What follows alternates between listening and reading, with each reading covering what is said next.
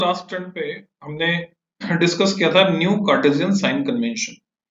ये Cartesian sign convention जो बहुत पुराना हो चुका है, इसकी सिग्निफिकेंस क्या है वो समझो। अभी मैं इंट्रोड्यूस करा रहा हूँ उसकी सिग्निफिकेंस से, फिर और डिटेल में आगे मैं इसको वेरीफाई करूंगा। तो ये देख रहे हो तुम, डायग्राम दिख रहा है तुमको? अभी नहीं दिख रहा है? ओके, पहले मैं स्क्रीन शेयर करता हूँ।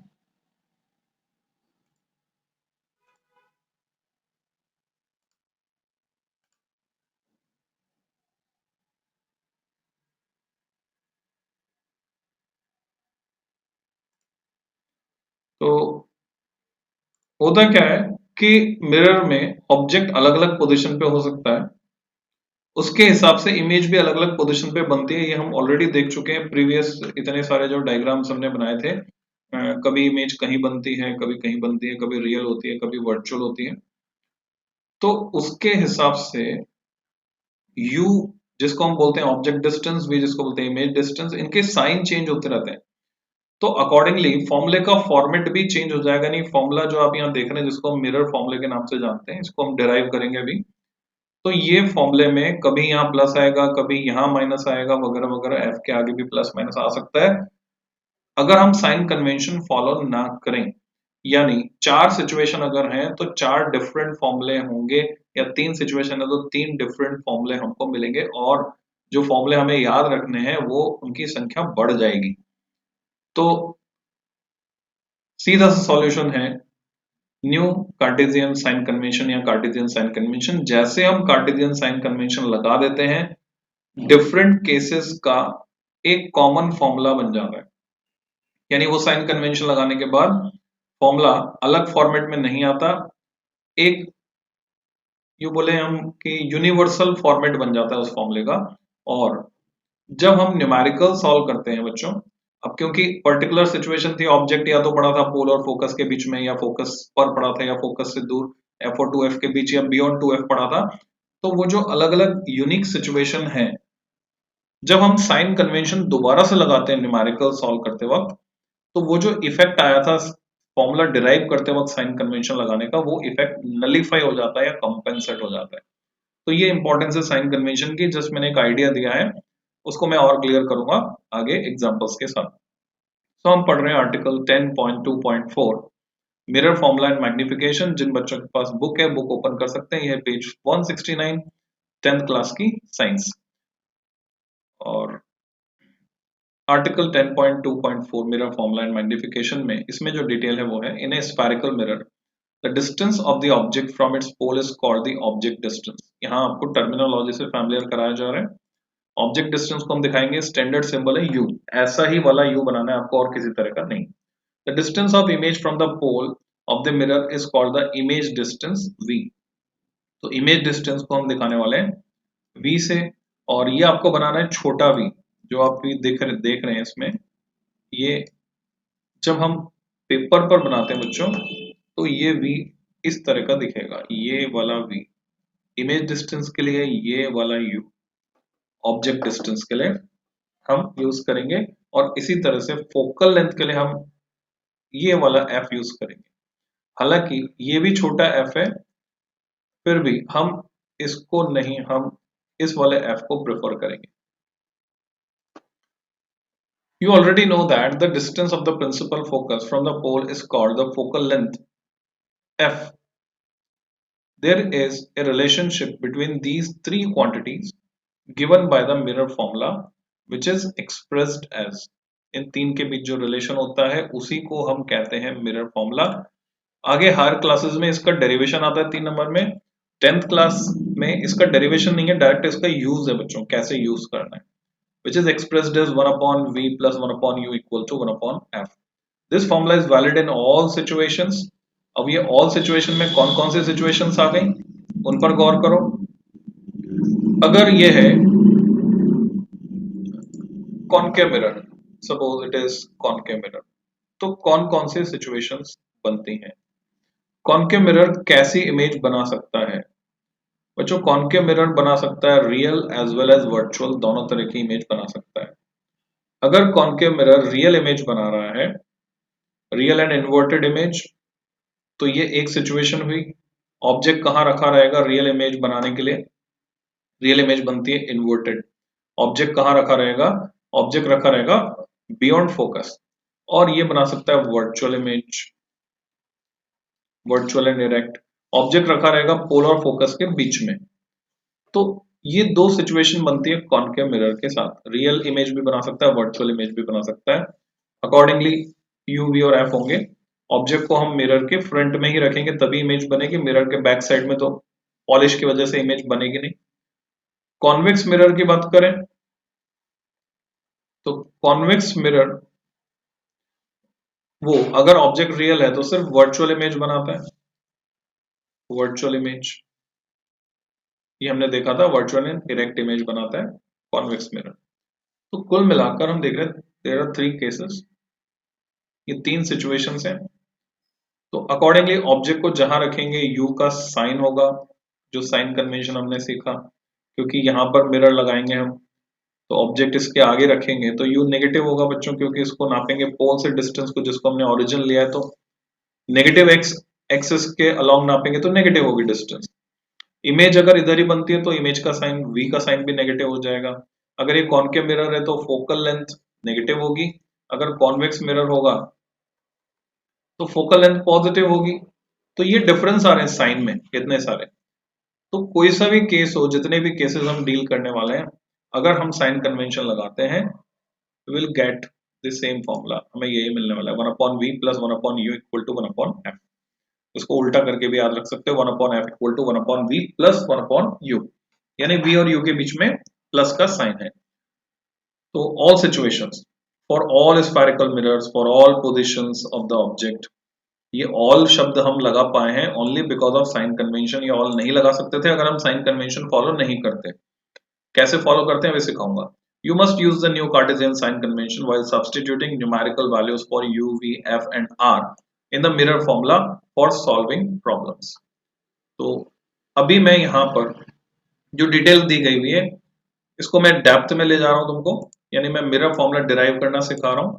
सो ओपन योर नोटबुक, अपनी कॉपी खोल लो, पेन पेंसिल रबर जो भी चाहिए वो रखो। अगर तुम्हें डायग्राम पेंसिल रबर से बनाना तो पेंसिल रबर तुम्हारे पास होना चाहिए।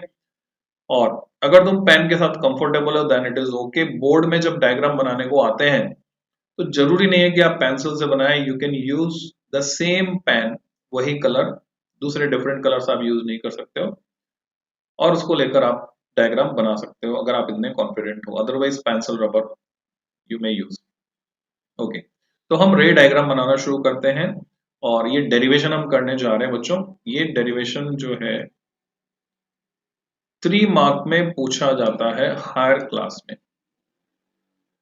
In class 12th again you will study about optics। और हम क्या डिराइव करने वाले हैं? हम डिराइव करने वाले हैं mirror formula. So you can put the heading mirror formula derivation। बहुत काम का डेरिवेशन है, बहुत इंपॉर्टेंट डेरिवेशन होता है और इसी डेरिवेशन से हमें आइडिया लगेगा how to use this formula. क्योंकि जहां से ओरिजिनेट हो रहा है वही ओरिजिन ही हमको पता चल गया तो क्लैरिटी बेटर आएगी। तो स्टार्टिंग कहां से करनी है? रे डायग्राम बनेगा एक। So here we have एक कॉनकेव मिरर। कैसे पता चला? अभी तो नहीं पता, जैसे मैंने ये पॉलिश दिखाई, इसको बोलते हैं हैचिंग बच्चों। It is called hatching. अंग्रेजी गरीब भाषा है। अंडा सेना, मुर्गी जब अंडे पर बैठती है तो उसको भी हैचिंग बोलते हैं। It is also called hatching. अगर ये पूरा स्फीयर होता, मैं क्या करता हूं, सीधे पहले सेंटर ऑफ कर्वेचर और पोल लोकेट कर देता हूं। पोल तो हमें दिख रहा है, इसको हम ओरिजिन लेने वाले हैं बच्चों। P इज द पोल। और अगर ये पूरा स्फीयर होता, डॉटेड लाइन से बनाएंगे, बनाते चलो साथ में, देखते चलो, बनाते चलो लॉजिकल सीक्वेंस में। तो इसका सेंटर जो है सपोज यहां कहीं होता, somewhere here, it is called centre of curvature. अब क्या करेंगे हम? P से C को जोड़ते हुए एक स्ट्रेट लाइन खींचेंगे और उसको क्या नाम देते हैं आपको पता है? क्या बोलते हैं इसको, बताओ?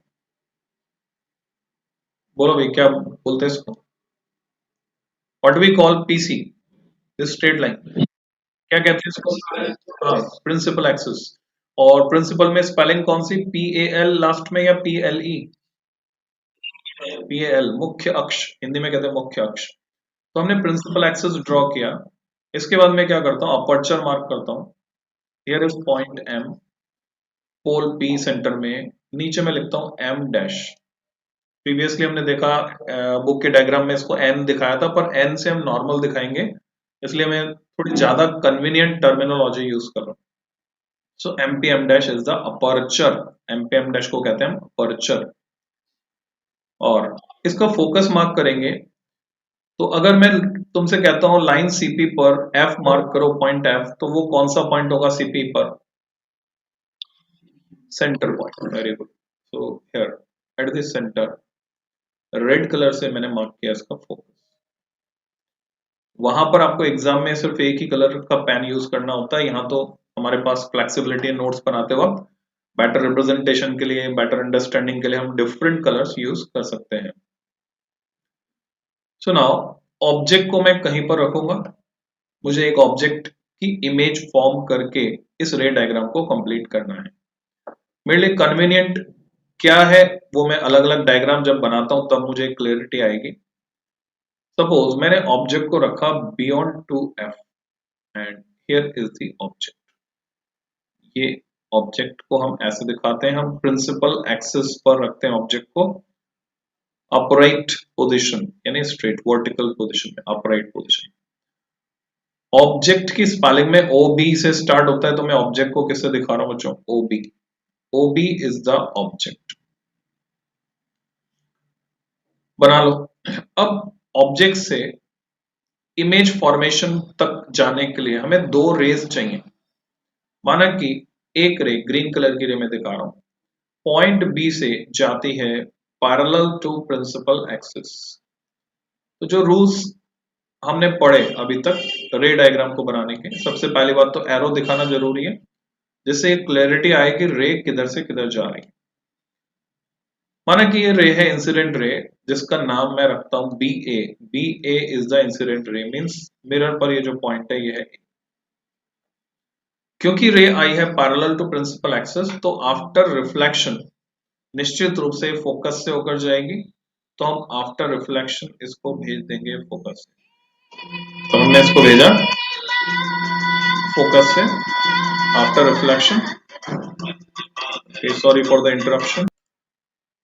ओके, तो रे जो पैरेलल टू प्रिंसिपल एक्सिस आई, वो आफ्टर रिफ्लेक्शन फोकस से होकर गई। पर एक रे सफिशिएंट नहीं इमेज फॉर्मेशन के लिए, तो दूसरी रे कहां से भेजना सुटेबल होगा? एनी आइडिया, कहां से भेजे दूसरी रे को?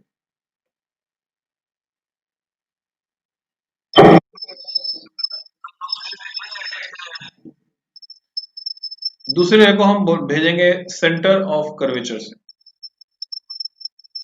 जैसा कि प्रीवियस रे डायग्राम्स में तुमने देखा। तो उसी रे को मैं भेज रहा हूं सी से, centre of curvature. Centre of curvature से जाने वाली रे रेडियस के अलॉन्ग जाती है रेडियल डायरेक्शन में, त्रिज्य दिशा में। तो ये नॉर्मली जाकर इंसिडेंट होती है, और जो नॉर्मली इंसिडेंट होगी लॉज ऑफ रिफ्लेक्शन को फॉलो करते हुए वापस उसी रास्ते लौट जाएगी। तो जब ये लौट रही है इसी रास्ते से, तो यहां पर ये इंटरसेक्ट कर रही है एट दिस पॉइंट। तो जहां ये इंटरसेक्ट कर रही है वहीं पर इमेज बनने वाली है, तो यहां इमेज फॉर्म होगी, उसको हम ऐसे दिखाते हैं। ये है इमेज, जिसको मैं इस उल्टे एरो से दिखा रहा हूं, vertically downwards arrow.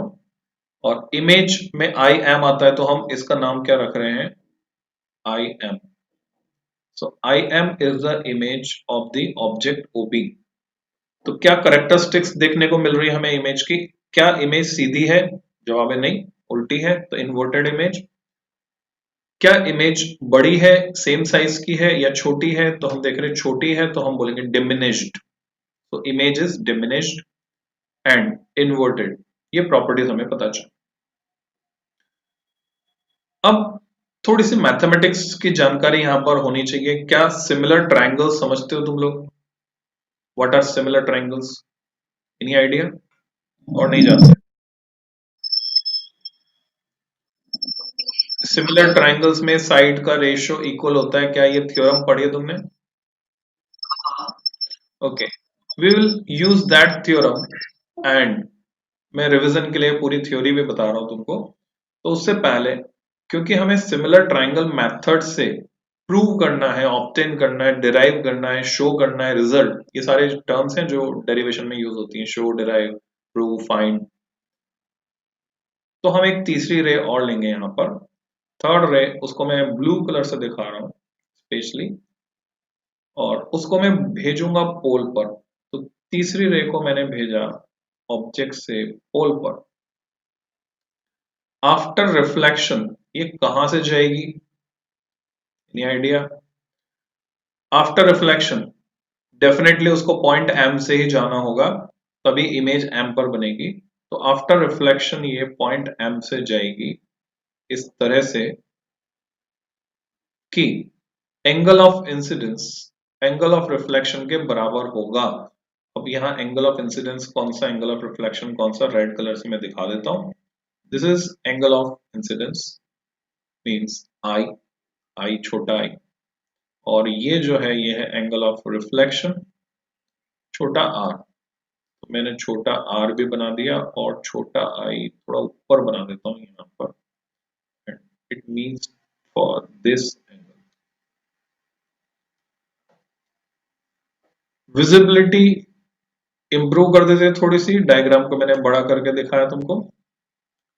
So now diagram must be clear to you, कैसे इमेज फॉर्म हो रही है ऑब्जेक्ट की। तो अगर तुमने साथ में बना लिया अच्छी बात है, साथ में नहीं बना पाए हो तो बाद में बनाना है, चलना भी साथ में, जो मैं करंट डिटेल बता रहा हूं उस पर आ जाओ। डायग्राम बनाने के बाद हम इसमें वेरियस डिस्टेंसेस मार्क करते हैं। तो साइन कन्वेंशन का पहला पॉइंट था, all distances must be measured from pole P of the mirror taken as origin. तो सारी दूरियां हम पोल पी से नापने वाले हैं। तो मैं क्या करता हूं, पॉइंट पी से एक वर्टिकल प्रोजेक्शन लूंगा। डिस्टेंसेस को दिखाने का तरीका यह है बच्चों, तुम डॉटेड लाइन से दिखा सकते हो क्योंकि एक ही कलर तुम्हें यूज करना है एग्जाम में, तो डॉटेड लाइन से हम दिखा सकते हैं।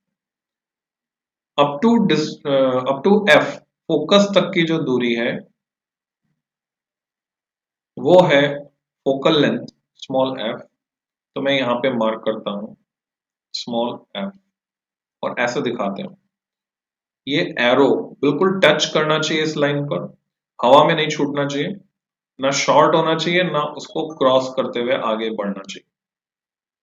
It must be connected in between.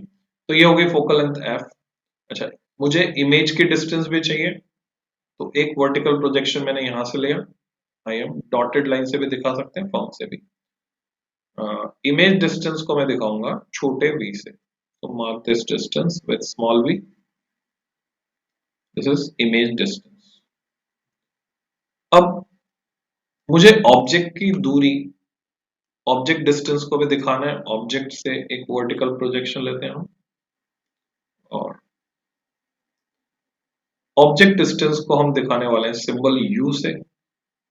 So this is object distance u। तो इस डायग्राम में हमने u, v और f तीनों दूरियों को दिखाया जिनके बीच रिलेशन ऑब्टेन करना है हमको, डिराइव करना, और उसके लिए हम सिमिलर ट्रायंगल मेथड यूज करने वाले हैं। तो हमें ट्रायंगल्स चाहिए। वो ट्रायंगल्स कहाँ से मिलेंगे? ट्रिग्नोमेट्रिक रेशियो उसमें लगाने पड़ सकते हैं जरूरत पड़ने पर। ट्रायंगल बच्चों यहां से मिलेंगे हमको। ट्रिग्नोमेट्रिक रेशियो का मतलब sine theta, cos theta, tan theta. घबराने की जरूरत नहीं, बहुत ही आसान है, सब में सिखाऊं। सबसे पहले हम क्या करते हैं, ट्रायंगल्स ऑब्टेन करने के लिए, कुछ ट्रायंगल तो दिख रहे हैं यहाँ पे, हम ए से एक परपेंडिकुलर ड्रॉप करते हैं। रे ऑप्टिक्स में आप जितने भी डेरिवेशन करेंगे, परपेंडिकुलर ड्रॉप के प्रिंसिपल एक्सिस पीसी पर, और परपेंडिकुलर का फुट जिस पॉइंट पर मिलता है उस पॉइंट को मैं दिखाता हूं normal N. So N is this normal. तो अभी देख रहे हैं इससे एक ट्रायंगल मिल गया हमको। ये कौन सा पॉइंट था? ये था एफ, पॉइंट इज एफ। तो एफ एन ए एक ट्राइंगल है FNA, एक ट्राइंगल है ऑब्जेक्ट ट्राइंगल ONB, एक ट्राइंगल है इमेज ट्राइंगल IMN, या मैं P भी ले सकता हूं, है ना, OPB। OPB is the object triangle, N को ना लेकर हम P को लेंगे, सारी डिस्टेंसेस तो P से नापनी है क्योंकि P से डिस्टेंस है V और U। तो पूरे रे ऑप्टिक्स में क्या अजम्पशन चल रहा है, mirror is of small aperture. ये जो मिरर आप देख रहे हैं इसका अपर्चर MP M' इतना स्मॉल है कि जरूरत पड़ने पर हम पॉइंट N और पॉइंट P को एक ही मान सकते हैं, हालांकि उनके बीच में थोड़ी सी डिस्टेंस है, जैसे सैटर्न और जुपिटर के बीच डिस्टेंस कम होती गई और फाइनली वो मर्ज से हो गए, जैसा कल देखा होगा आपने शाम को। तो नहीं देखा है तो मेरे व्हाट्सएप स्टेटस पे मैंने फोटो डाली है, वो देख लेना, अभी अवेलेबल रहेगी आज शाम 6-7 बजे तक, 6:30 बजे तक। सो P और N के बीच ये डिस्टेंस नेग्लिजिबल है, तो मैं N और P को कोइंसिडेंट मान सकता हूं, एक ही जगह पर मान सकता हूं। तो अब सिमिलर ट्रायंगल का कौन सा रूल हम लगाने जा रहे हैं और सिमिलर ट्रायंगल का मतलब क्या होता है। तो सिंपल सा लॉजिक है, अगर दो ट्रायंगल इस तरह से हैं, सपोज ये एक ट्रायंगल ABC, ABC और दूसरा triangle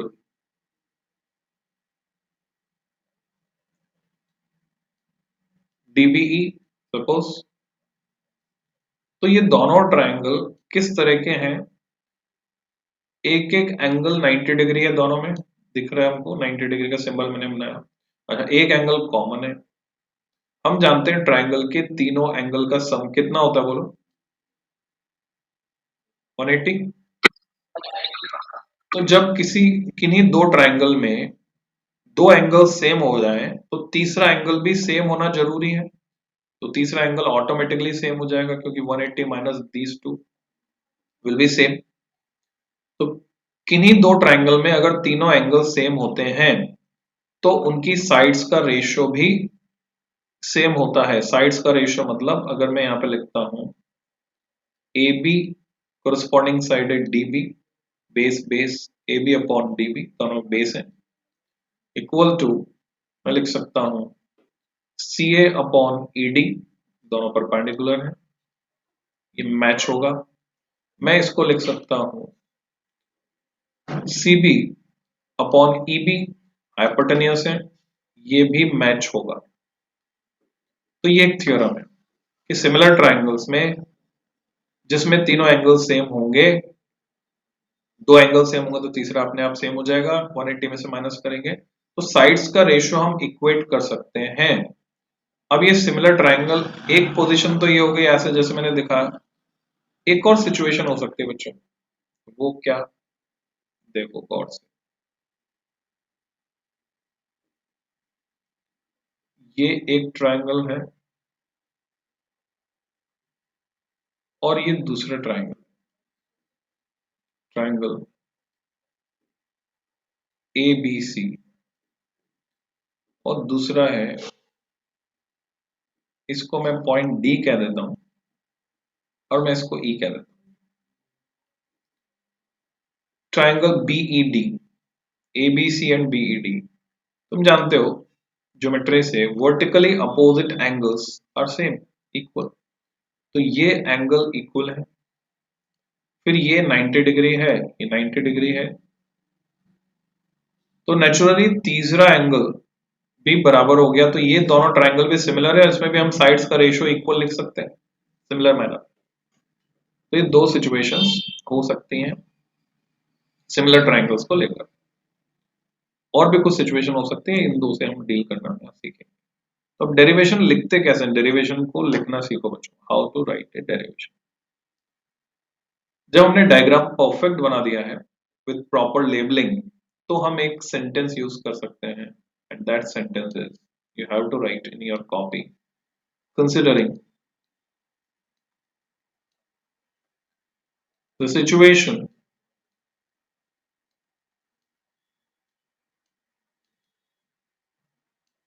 as shown in figure,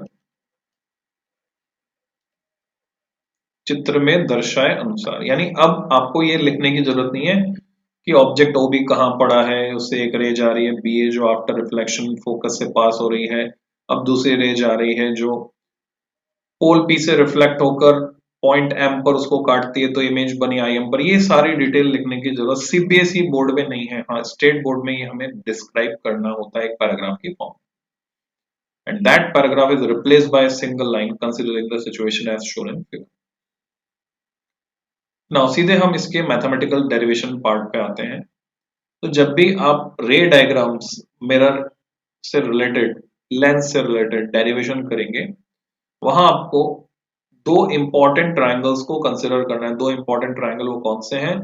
reference side में अगर मैं लिखकर बताऊं तो ये दो इंपॉर्टेंट ट्रायंगल हैं, object triangle and image triangle. Can you guess which one is object triangle here and which one is image triangle?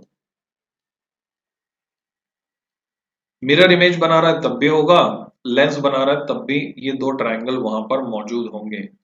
तो इस रे डायग्राम में ऑब्जेक्ट ट्रायंगल कौन सा बताओ?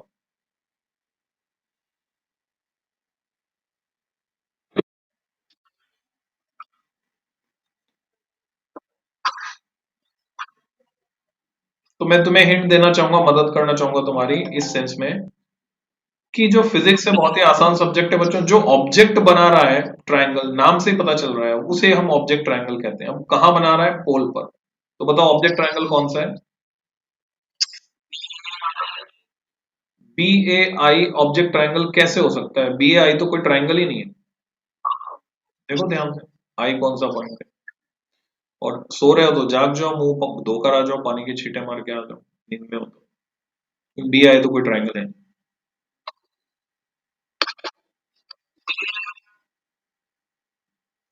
मैंने तुम्हें हिंट दिया, ऑब्जेक्ट जो पोल पर बना रहा है, तो कौन सा ट्रायंगल यहाँ पर डायग्राम में तुम्हें दिख रहा है जो कि ऑब्जेक्ट पोल पर बना रहा है? Which triangle object is making on pole? ये ऑब्जेक्ट है, वो भी दिख रहा है, पोल दिख रहा है, पोल दिख रहा है, ऑब्जेक्ट दिख रहा है, तो ऑब्जेक्ट पोल पे कौन सा ट्रायंगल बना रहा है? ओ पी बी। ट्रायंगल को जब भी नाम देते हैं एंटी क्लॉकवाइज सीक्वेंस में नाम देते हैं। तो O P B is the object triangle. क्या समझ में आया? मैंने तुम्हें बोला था ना ब्लू रे में एक्स्ट्रा ले रहा हूं, ब्लू रे, जिससे कि मैं object triangle image triangle locate कर सकूं। अब इसी लॉजिक के चलते इमेज ट्रायंगल बताओ, इमेज ट्रायंगल कौन सा? Image triangle is it visible to you? कौन सा? I M P. I M P is the image triangle. क्या ये दोनों ट्रायंगल सिमिलर ट्रायंगल कहलाएंगे? Think about, are they similar? यहां पर एंगल कितना? 90। यहां पर एंगल कितना? 90। क्या एंगल आई और एंगल आर बराबर है? है ना? तो जब दो एंगल बराबर हो गए तो तीसरा एंगल भी बराबर, तो ये दोनों ट्रायंगल कैसे हुए? सिमिलर। और जब ये दोनों ओपीबी और आईएमपी सिमिलर हुए तो मैं साइड्स का रेशो इक्वल कर सकता हूं। बस यही करने वाले हैं। तो तुमने पहचाना यहां पर कि ऑब्जेक्ट ट्रायंगल है ओपीबी एंड इमेज ट्रायंगल है आईएमपी।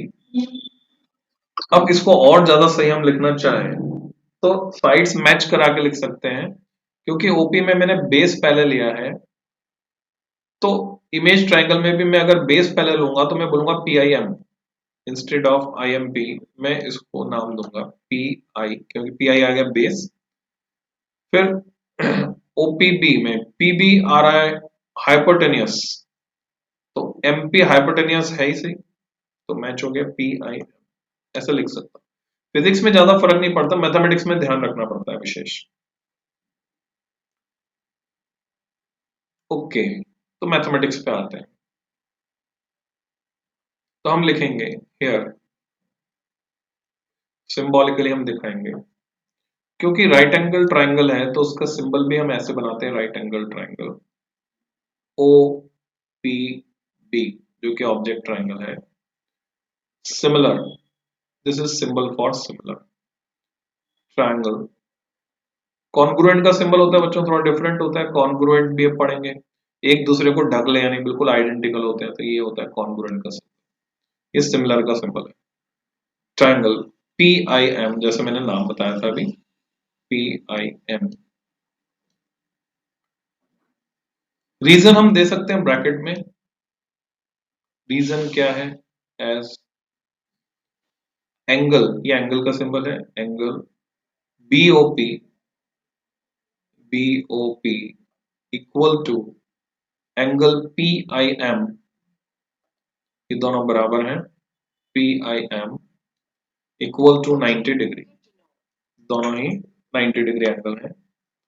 एंड एंगल आई लिख सकते हैं हम डायरेक्टली एंगल आर के बराबर, दो एंगल सेम हो गए तो ये सिमिलर हो गए।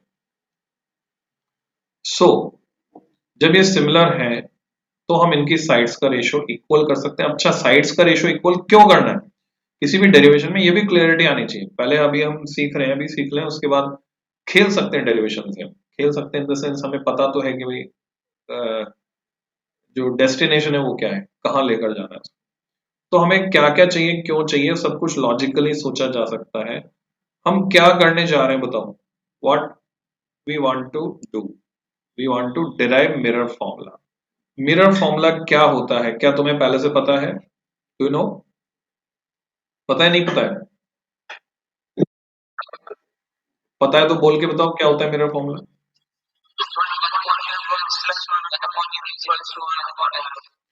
One upon f equal to one upon v plus one upon, ऐसे भी लिख सकते, बात तो एक ही। तो ये मिरर फॉर्मूला है, इतना यूज करना है न्यूमेरिकल्स में कि रट जाएगा।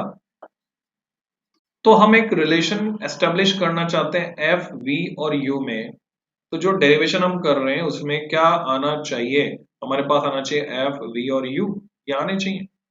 तो एफ वी और यू कहां से आएंगे, देखो ऑब्जेक्ट ट्रायंगल से हमें क्या मिलेगा, साइड ओपी अगर मैं लूंगा तो मुझे यू मिल जाएगा, इमेज ट्रायंगल से साइड आईपी अगर लूंगा तो मुझे वी मिल जाएगा, तो यू और वी दोनों पिक्चर में आ जाएंगे, बस एफ को लाना बाकी रहेगा। पर जब हम u और v को पिक्चर में लाएंगे, साइड्स का रेशियो इक्वल करेंगे, तो डेफिनेटली कोई दूसरी साइड भी आएगी, या तो OB आएगी या तो BP आएगी, या तो हाइपोटेनियस आएगा तो परपेंडिकुलर आएगा। अगर मैं हाइपोटेनियस को पिक्चर में लेता हूं तो मेरे लिए मुश्किल बढ़ जाएगी, क्योंकि वो स्लैंट है, उसको नापना मुश्किल होगा। तो मैं क्या करूंगा, मैं बेटर ऑप्शन लेता हूँ, परपेंडिकुलर को लेता हूँ। तो परपेंडिकुलर और बेस का रेशियो मैं यहाँ पे लेने वाला हूँ, यानी ये जैसे यहाँ मैंने लिख के बताया था, दो साइड्स यहाँ तुम देख रहे हो, ये AB, ये बेस का रेशियो है CAED, ये परपेंडिकुलर का रेशियो है CBEB, ये हाइपोटेनियस का रेशियो है। तो इन तीनों की जरूरत नहीं है, हमारा काम इससे चल जाएगा, ये बेटर ऑप्शन है हमारे लिए। तो मैं यहाँ पे ऐसा करता हूँ, कोरस्पॉन्डिंग साइड्स का रेशियो में इक्वल कर सकता हूँ। कोरस्पॉन्डिंग साइड्स में मैं लेता हूँ OB, ऑब्जेक्ट की हाइट, अपॉन OB के कोरस्पॉन्डिंग ट्राइंगल IMP में है IM, इमेज की हाइट, इक्वल टू बेस पे जाते हैं OP, जो कि रिक्वायर्ड डिस्टेंस है, हमको चाहिए OP। अब देखो ध्यान से देखो तो नाम से पता चल रहा है, O से ऑब्जेक्ट, P से पोल, तो OP क्या हुई, ऑब्जेक्ट और पोल के बीच की दूरी, जिसको किससे दिखाते हैं, U से दिखाते हैं, नाम से पता चल रहा है। OB क्या हुआ, ऑब्जेक्ट, उसकी हाइट हो गई। IM क्या हुआ, इमेज, उसकी हाइट हो गई। और नीचे क्या आया, OP के कोरस्पॉन्डिंग हम लेंगे IP, और IP देखो नाम से पता चल रहा है, आई से आई है इमेज, P है पोल, इमेज से पोल की दूरी V। तो दिस इज इक्वेशन नंबर 1, ये हमें मिला सिमिलर ट्राइंगल। अब इस इक्वेशन में OP और IP तो चलो डिजायर्ड है, ये चाहिए थे हमको, पर OB और IM हमको नहीं चाहिए, दीज आर अनडिजायरेबल, इनको हटाना है। हटाना है तो हम दो ट्राइंगल और लेते हैं, यहाँ चुनते हैं ऐसे दो ट्राइंगल, जिससे कि OB और IM को हटा सके। तो वो कौन से दो ट्राइंगल है, गौर से देखो, IMF एंड FNA, मैं पहले नाम लिखता हूं फिर डायग्राम में दिखाता हूं। Also right angle triangle locate करने की कोशिश करो, कौन सा, पहले मैं लिखता हूं P A F, P A F similar to B O P A F, तो मैं ओ बी सी लिख सकता हूं, B O C, triangle B O C, B O C नहीं चाहिए, बी ओ सी नहीं चाहिए, सॉरी, ये है triangle I am F, I am F, I M, ये दोनों सिमिलर। अब डायग्राम में देखो, हियर इज अ डायग्राम, ये देखो, ये है आई एम एफ, जिसमें एक एंगल 90 डिग्री ब्लू कलर से मैंने दिखाया है, दूसरा है पी ए एफ, जिसमें एन पर ये 90 डिग्री एंगल है, पी ए एफ, और वर्टिकली अपोजिट एंगल अगर देख पा रहे हो तुम, ये एंगल और ये एंगल वर्टिकली अपोजिट हैं, तो दोनों सेम होंगे, तो ये एंगल और ये एंगल जिसपे मैंने ऑरेंज कलर से मार्क लगाया, ये दोनों सेम है, तो इस इन दो ट्राइंगल में दो एंगल सेम है, तो तीसरा एंगल अपने आप बराबर हो गया, इसलिए ये ट्राइंगल हुए सिमिलर ट्राइंगल। क्या तुम लोकेट कर पा रहे हो I am F, F P ए, समझ में आ रहा है? तो ये सिमिलर है, तो इनकी साइड्स का रेशो मैं इक्वल कर सकता हूं, उससे मुझे क्या फायदा होगा वो देखो, समझ में आएगा भी तुम्हारे। तो मैं लिखता हूं, पीए से उठाता हूं मैं पीए को, पीएफ से perpendicular PA upon base, base is PF, PF को गौर से देखो तो फोकल लेंथ है, पोल से फोकस तक की दूरी, तो एफ इंट्रोड्यूस हो गया यहाँ पे, किसके बराबर, हम ऐसे भी कर सकते हैं पी अपॉन पी एफ, पर हमें तो पुराना फॉर्मेट यूज करना है, तो पुराना फॉर्मेट क्या था, एक ट्राइंगल का अगर परपेंडिकुलर लिया तो दूसरे का भी परपेंडिकुलर, तो पी अपॉन आई एम, दूसरे ट्राइंगल का perpendicular I M, P upon I M equal to, अब बेस उठाता हूं तो ये आ गया, जो मैं डिनोमिनेटर में लिख रहा था वो इधर न्यूमरेटर में आएगा, पी एफ क्योंकि फोकल लेंथ है अपॉन एफ आई, या आई एफ भी लिख सकता हूँ, आई एफ लिखो एफ आई लिखो, बात तो एक ही, एफ आई, जिसको मैं रीअरेंज कर सकता हूं, अगर हम ध्यान से देखते हैं रेफरेंस साइड में हम मेंशन करेंगे, तो ये जो पीए है ये तो ओबी के बराबर है, पैरेलल है, PA is nothing but it is parallel and equal to OB, OB, ये रहा ओबी और ये रहा पीए, दोनों बराबर हैं क्योंकि ये पैरेलल रेज है, तो पीए की जगह मैं ओबी लिख सकता हूँ। अच्छा, पीएफ की जगह बाद में लिखूंगा, एफ आई को मैं ब्रेक कर देता हूँ, एफ आई को मैं लिख सकता हूँ ब्रेक करके, क्योंकि एफ आई डिस्टेंस वो मुझे नहीं चाहिए, ये है एफ आई, मुझे चाहिए या तो v या तो f, तो एफ आई को लिख सकता हूँ v माइनस एफ, यानी मैं लिखूंगा आई पी माइनस एफ पी, आई पी माइनस एफ पी, तो ये एफ आई के बराबर है, तो मैं यहाँ पे लिखता हूँ पी ए की जगह O B upon I M equal to P F upon F I की जगह I P minus F P, ये मैंने लिखा, and now this equation number 2, ये नाम दिया इसको। और आगे चलते हैं, अब हम देख पा रहे हैं कि इक्वेशन 1 में OB अपॉन आई एम आ रहा है, इक्वेशन 2 में भी OB अपॉन आई एम आ रहा है, हम OB अपॉन आई एम नहीं चाहते हैं यहाँ पे फाइनल एक्सप्रेशन में, तो इसको एलिमिनेट कर देंगे, तो बाकी रिक्वायर्ड डेटा के टर्म्स में मिल रहा है हमको, PF is focal length, P से पोल से फोकस तक की दूरी, आईपी इमेज की डिस्टेंस, एफपी फोकल लेंथ, फिर से ओपी ऑब्जेक्ट की डिस्टेंस, आईपी इमेज की डिस्टेंस, सब कुछ रिक्वायर्ड डेटा आ रहा है। नाउ ये सपोर्टिंग लैंग्वेज कहलाती है, जिसको लिखना जरूरी होता है डेरिवेशन में, इक्वेटिंग, एलिमिनेटिंग भी लिख सकते थे, इक्वेटिंग इक्वेशन, ये डायरेक्ट लिख सकते थे फ्रॉम 1 एंड 2, इक्वेशन 1 एंड 2, तो 1 और 2 को हम इक्वेट कर सकते हैं क्योंकि दोनों O B upon I M बता रही, तो मैंने इनकी लेफ्ट हैंड साइड को एलिमिनेट करते हुए लिख दिया, राइट हैंड साइड को बराबर करते हुए OP upon IP equal to PF upon IP minus FP.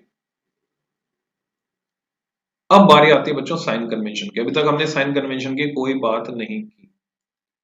अब देखो ओपी, सारी डिस्टेंस कहां से नापनी, पोल से।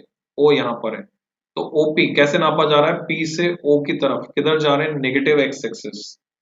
ये जो हमारे क्वाड्रेंट से अगर मैं ड्रॉ कर लूं, इस डायरेक्शन में जो दूरियां नापी जाएंगी पॉजिटिव, इस डायरेक्शन में जो नापी जाएगी नेगेटिव, ऊपर जो नापी जाएंगी पॉजिटिव, नीचे जो नापी जाएंगी नेगेटिव। तो हम यहां पे लिखते हैं here applying sign convention we get, नीचे लिखने के बजाय मैं यहां लिख देता हूं जिससे डायग्राम भी दिखता रहे, आगे की स्टेप है ये। हियर अप्लाइंग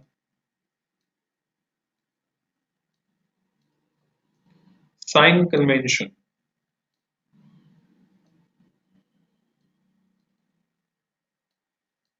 वी गेट, हमें मिलता है, क्या मिलता है, ओपी को मैं क्या लिख सकता हूं, ओपी को मैं लिख सकता हूं बच्चों ऑब्जेक्ट से पोल की डिस्टेंस माइनस यू। यू लिखने के बजाय माइनस यू क्यों लिखा, क्योंकि नाप रहे हैं इस डायरेक्शन में। आईपी को, उसे भी अपोजिट नाप रहे हैं, आईपी को लिखो minus v, and F P F या एफ पी, उसको क्या लिखूंगा, इसको भी नाप रहे पी से एफ, उल्टा नाप रहे हैं, उल्टा नाप रहे हैं, तो माइनस एफ, ये वैल्यूज पुट कर देते हैं इस इक्वेशन नंबर 3 में, इसको 3 बोल देता हूं, इसमें वैल्यूज पुट करने पर हमें क्या मिलता है, 10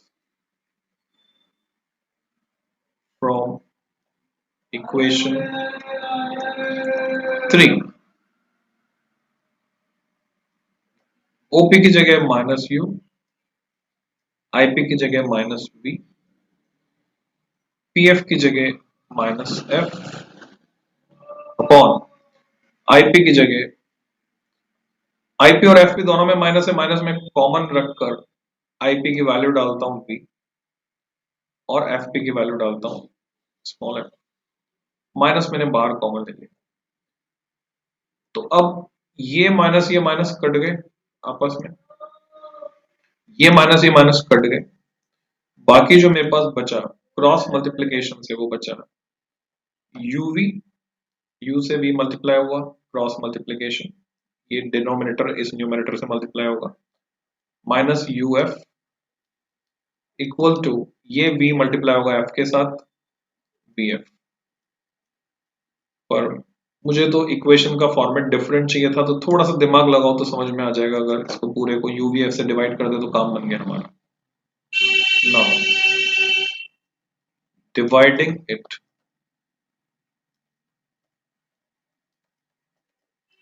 विद, ये विद का शॉर्ट फॉर्म है C bar, u v f से डिवाइड किया मैंने पूरे, तो uv upon uvf is 1 upon f, ये बचा, माइनस uf को डिवाइड किया uvf से तो बचा 1 अपॉन v,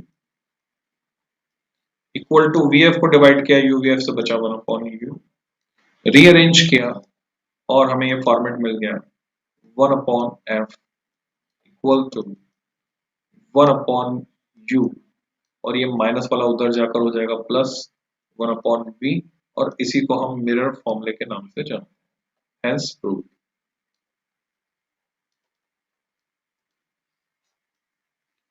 जो भी डाउट है पूछ लो।